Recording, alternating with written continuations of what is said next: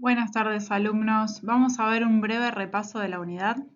Bueno, el modelo que habíamos visto en clase es el modelo estímulo, percepción, integración, respuesta. La función de todos los seres vivos es la función de relación y eso se va a producir gracias a ¿qué? A que recibimos esa información del ambiente o el entorno y gracias a eso podemos producir una respuesta, ¿sí? Ya sea dinámica o estática, ¿en base a qué? Al estímulo recibido. Ese estímulo va a ser captado ¿por qué? Vamos a observar. Va a ser captado por un receptor. Ese receptor lo que va a hacer es reconocer el estímulo, transmitir la información, poder seleccionar el tipo de respuesta que queremos y a través de un órgano efector, ya sea el músculo o puede ser una glándula, va a producir el organismo ¿qué? Una respuesta. Muy bien. Bueno, vamos a ver que se van a producir distintos tipos de respuestas en las plantas. Unas respuestas incluyen al movimiento. Sí, las plantas se mueven, aunque muchas veces no somos conscientes de ello. Algunas de las plantas realizan movimientos con efectos permanentes, como es el crecimiento de alguna de las partes hacia un estímulo o en contra de él. Por ejemplo, los tropismos. Y en el caso que se observan movimientos en efecto temporario, en ese caso serían las nastias, la rotación de las flores sigue el trayecto del sol o la apertura y el cierre de las hojas ante determinados estímulos. Esos eran los dos ejemplos que vimos con respecto a las respuestas en plantas. También hay otro tipo de respuestas que se llaman respuestas secretoras. Por ejemplo, las plantas no poseen glándulas, pero sí células o estructuras que segregan sustancias ante determinados estímulos. Un ejemplo es la secreción del néctar que atrae a las hormigas, que a su vez defienden a las plantas de otros organismos que pueden llegar a perjudicar a la planta. Bueno, vamos a ver los tipos de respuesta en animales. Les hago un breve resumen si quieren tomen nota. Van a haber tipos de respuestas, son tres. Secretoras, que van a ser provocadas por las glándulas de nuestro organismo, van a secretar lo que necesitemos en determinado momento. Respuestas inmunológicas frente a algún agente extraño que entre en nuestro cuerpo, vamos a provocar un mecanismo de defensa. Y la tercer tipo de respuesta sería respuesta motora. Eso sería las que involucran el movimiento. ¿A través de qué? De un órgano efector que serían los músculos. En el cuadrito vamos a ver que para poder entender un poco todo este proceso, primero teníamos el estímulo que es captado por quién, por los receptores. Los receptores van a ser específicos de cada animal, ¿sí? Esos receptores van a incorporar la información y van a provocar una respuesta. Los tipos de respuestas los vamos a ver y van a ser, depende del tipo de receptores que tengan, es la respuesta que se va a lograr. Acá tenemos los mecanorreceptores, que son los que detectan los cambios de presión, termorreceptores detectan los cambios en la temperatura, quimiorreceptores detectan sustancias químicas y fotorreceptores son los que son sensibles a la luz. Bueno, en base a todos esos receptores vamos a obtener respuestas en los animales. Las respuestas pueden ser de dos tipos, motoras, como habíamos visto, a través de los músculos, y secretoras por la producción de sustancias, que esas sustancias, ¿cómo se van a denominar? Hormonas, ¿sí? Que las van a realizar, esa secreción se va a realizar a través de las glándulas. Esto lo vamos a ver en el capítulo que viene.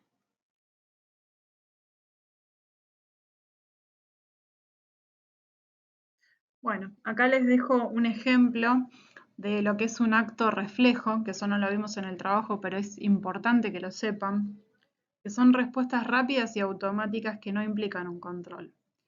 ¿Qué va a hacer el receptor? Va a estar sensible a ese estímulo, la neurona sensitiva va a llevar ese impulso hasta la médula espinal, esa neurona de asociación se va a unir a otra neurona que se llama neurona sensitiva y se va a unir con una motora.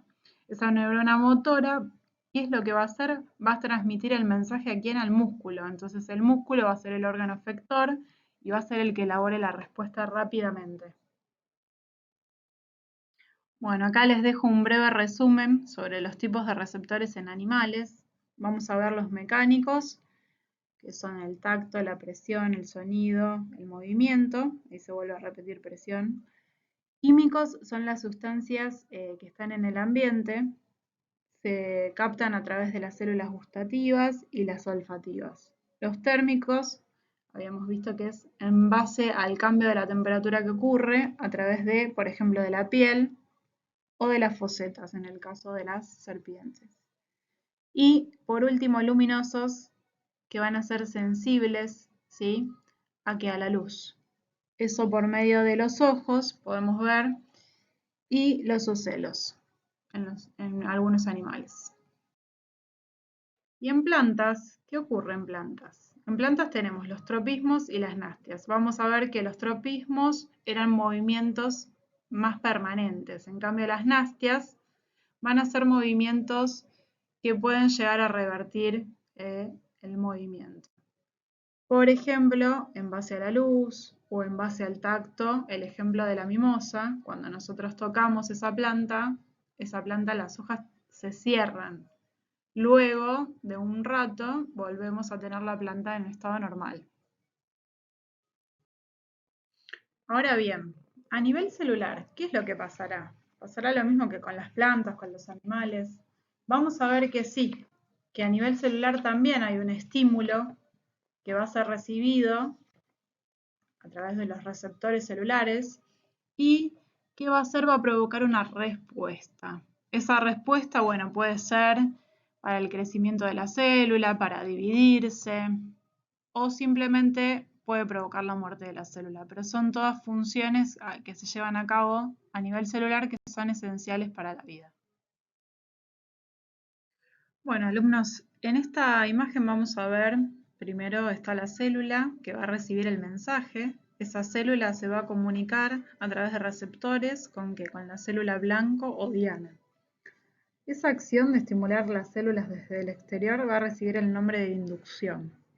La célula inducida, como ya vimos, es la célula blanco. En el organismo las señales químicas pueden ser locales o distantes. Vamos a ver que las señales locales llegan desde la célula blanco por difusión. Cuando actúan sobre sus propias células que las producen, son por ejemplo las señales autócrinas. Ahí se los voy a marcar. Autócrinas serían estas. ¿Sí? Cuando actúan sobre células vecinas se va a llamar señales parácrinas. Van a actuar sobre células vecinas.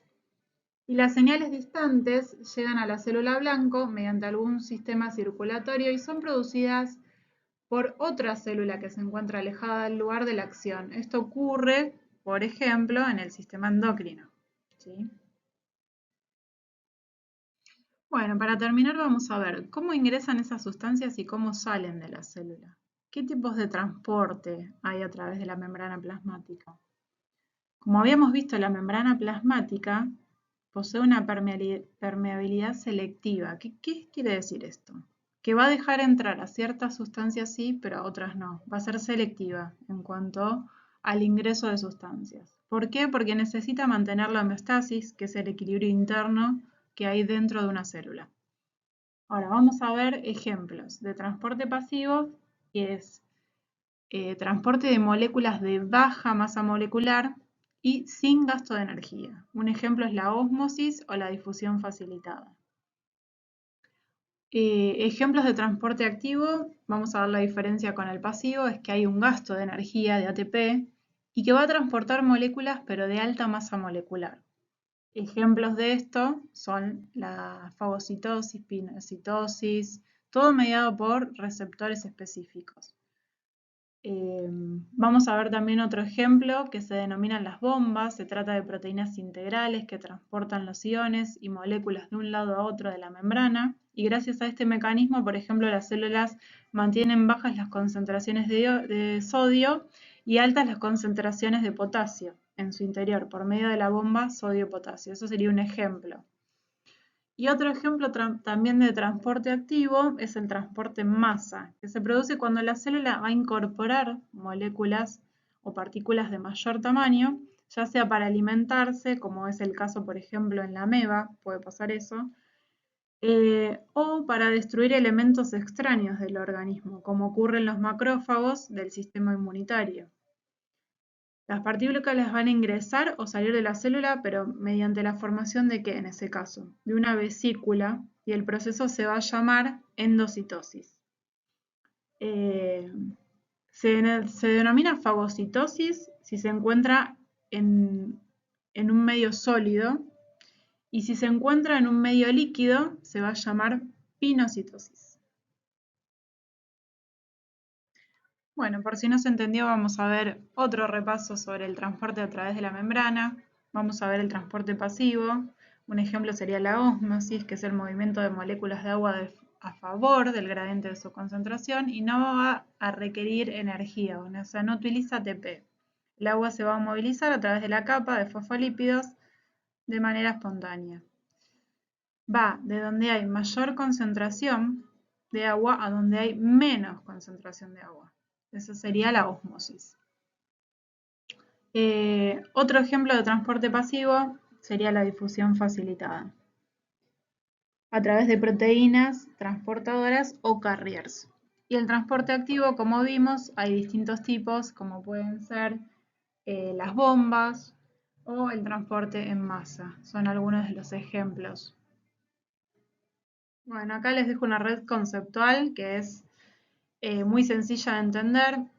Vamos a ver los transportes de nuevo, pasivo-activo, pasivo-difusión simple, un ejemplo era la ósmosis, la difusión facilitada, y activo serían las bombas, el cotransporte sin porte, antiporte, y en masa la exocitosis y la endocitosis. Habíamos dicho que la endocitosis dependía del medio. Si era un medio sólido, iba a ser fagocitosis, y si era un medio líquido, se va a llamar este proceso se denomina pinocitosis. Bueno, alumnos, ahí les dejo el link para que puedan ver en YouTube una vez más el repaso sobre el transporte de membrana. Y bueno, espero que les haya gustado la clase. Nos estamos viendo pronto a través de este medio. Un abrazo grande para todos.